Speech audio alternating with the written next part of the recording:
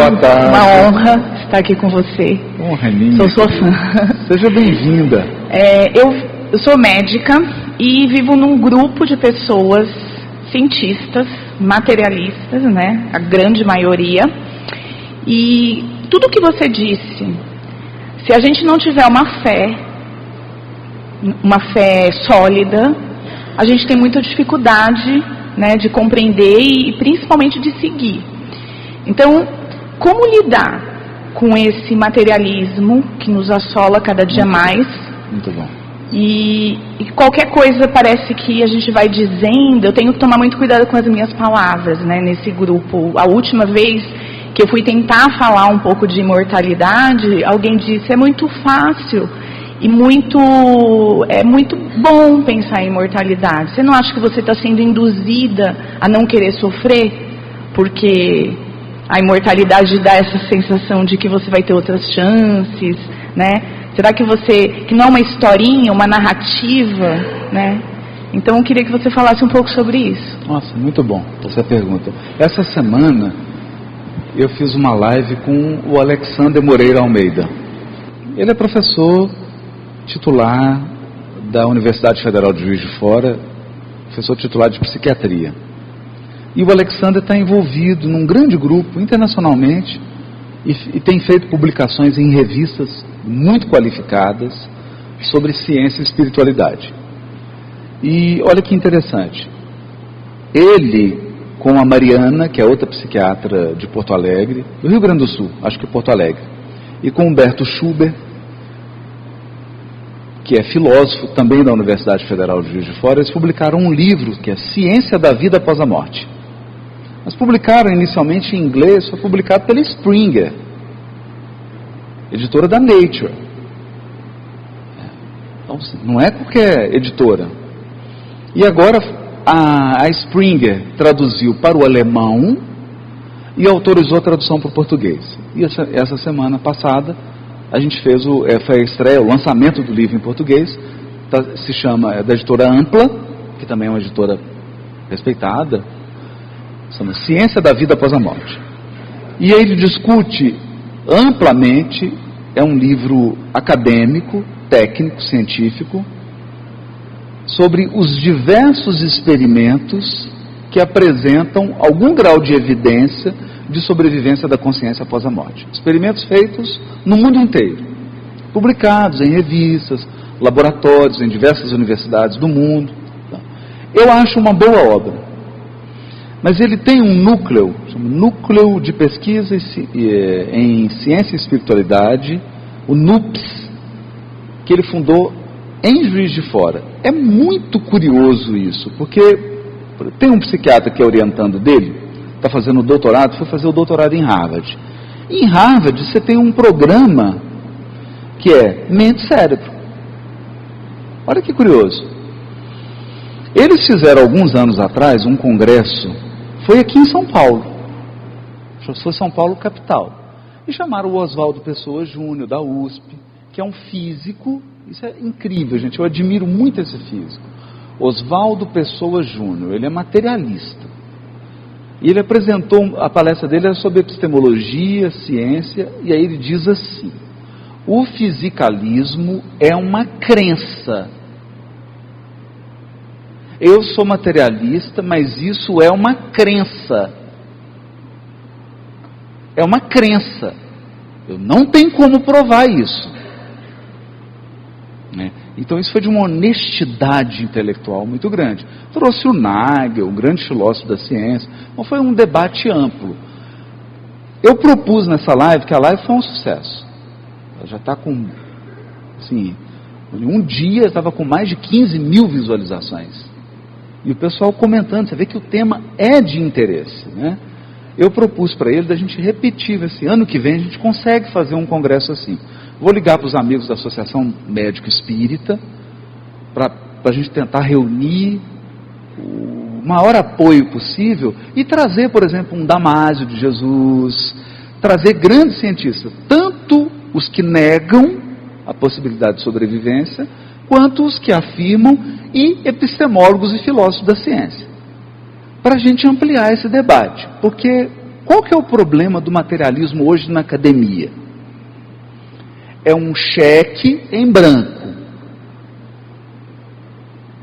Então ele fala assim, não acredito na imortalidade não. Por quê?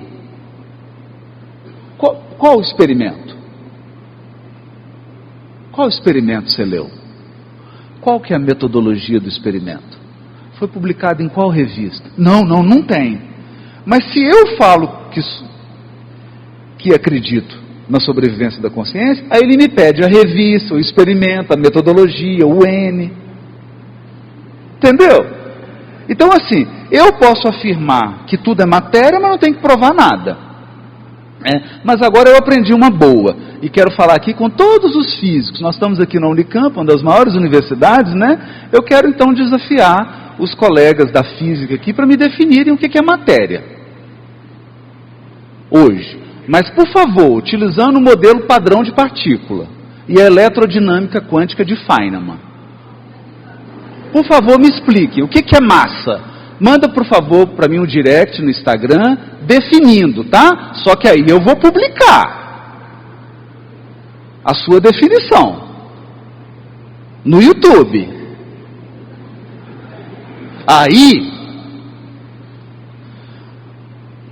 meu canal tem 450 mil inscritos. Então, cuidado com o que você vai escrever. É que você defina para mim massa e matéria. Porque esse hoje é o grande enigma da física. O que é massa? O que é massa?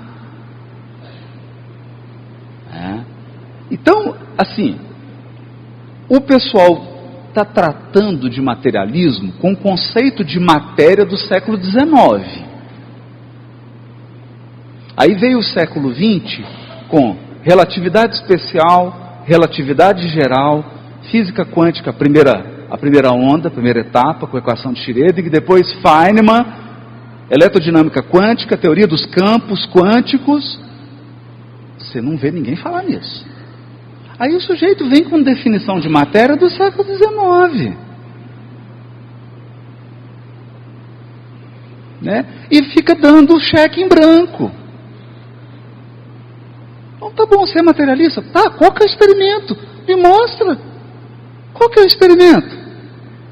Qual foi a metodologia que provou que só existe matéria? Me mostra, ué. Me dá aí o artigo. Foi publicado aonde? Entende? Então eu acho que é importante isso para quem está na academia. Tá, gente? Eu estou respondendo isso aqui porque é num ambiente específico de academia. Né? Particularmente para gente que está lidando com pessoas, com amigos, com colegas de trabalho, porque aí existe uma relação afetiva e a gente não está querendo discutir num nível científico, a gente está com um colega, né? O que eu percebo? O que eu percebo? Eu tenho feito uma checagem, porque a pessoa fala assim, mas imortalidade, você está fugindo de dor. Aí você pergunta para a pessoa assim, o que é imortalidade para você?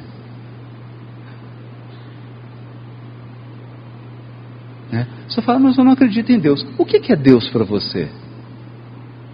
Deus é esse cara aí, esse velho de barba, que fica sentado num trono e julgando as pessoas. Eu também não acredito nesse não, estamos juntos. Também não acredito não. Porque é interessante, né? Há um conceito, um imaginário, a pessoa diz, fala assim, para vocês espíritas é muito fácil, né? Porque vocês acreditam na reencarnação, então vocês acham que estão tendo muita chance. Eu falo assim, eu acho que você não entendeu o que é reencarnação para o espiritismo. Acho que você não entendeu o que é reencarnação. Essa imortalidade, não vai ter dor. Eu falo assim, acho que você não entendeu. Porque, na verdade, gente, a doutrina espírita torna tudo muito mais complexo. Muito mais complexo. Então, antes você acreditava que o problema que você tem vai durar do berço ao túmulo.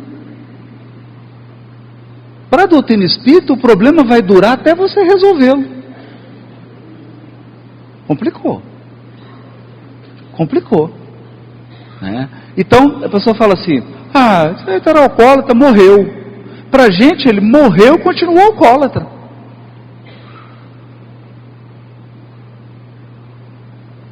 Perceberam? Agora, imagina você viciado em cocaína no mundo espiritual. Tornou complexo, né?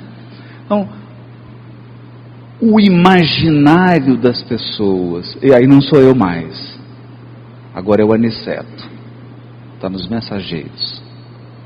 Uma educação religiosa deficitária mutilou o raciocínio de bilhões de encarnados. Mutilou. E infelizmente, uma coisa foi curiosíssima. Eu perguntei para o Alexandre, poxa, você trouxe um livro da Springer, Ciência da Vida Após a Morte, quais foram os seus maiores críticos? Ele assim, os religiosos, olha isso, os religiosos foram os maiores críticos. E é claro, a turma da academia. A turma da academia que vem com argumento de autoridade. Não, isso não existe. Por que não existe? Porque eu tenho meu título e eu estou falando que não existe. O problema é seu. O problema é seu. O problema é seu. Isso não é ciência, você sabe que não é.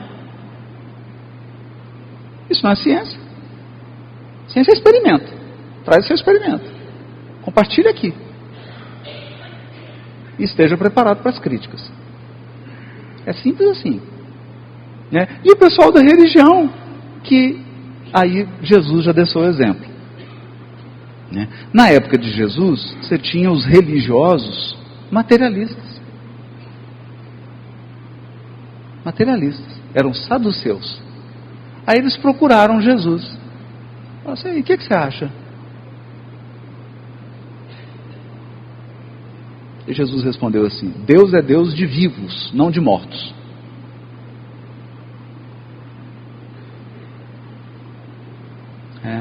Então, eu acho que a gente tem que levar um pouco mais de esclarecimento a um desnível.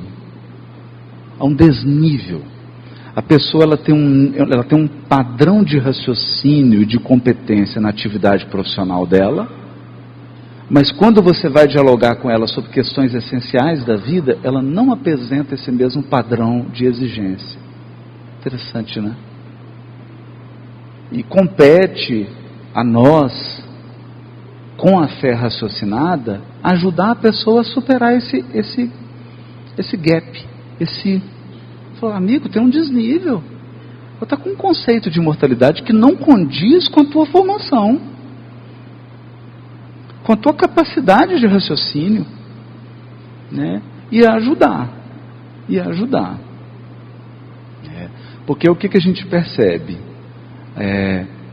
As coisas se complicam quando a dor bate na porta. Então, o que eu tenho de colegas extremamente fechados, refratários, num pretenso racionalismo do século XVIII, até que a filha, o filho começa a se automutilar, até que alguém da família suicida, até que ele perde algum ente querido. Aí a pessoa sofre um amadurecimento, né? E nessa hora a gente está ali para dar as mãos, para ajudar, né? Para fazer a pessoa, ei, peraí, vamos ampliar. Estou querendo impor um pensamento a você, não, mas vamos ampliar, vamos falar mais, né? Eu acho que esse é o nosso papel, sabe? E é uma responsabilidade das associações especializadas. né, esses grupos de pessoas que podiam fomentar esse tipo de estudo, que podiam publicar mais, trazer essas discussões, né? Lembrando o nosso saudoso Allan Kardec com a sua revista espírita. Saía um livro publicado, ele ia lá e comentava. A gente tem que restaurar isso.